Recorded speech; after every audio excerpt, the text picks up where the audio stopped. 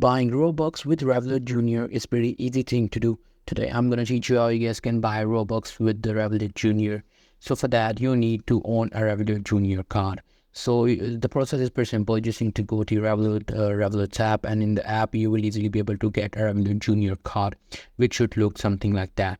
So after having this card, you need to go to the Roblox, and in the Roblox you simply have to click on this Robux section.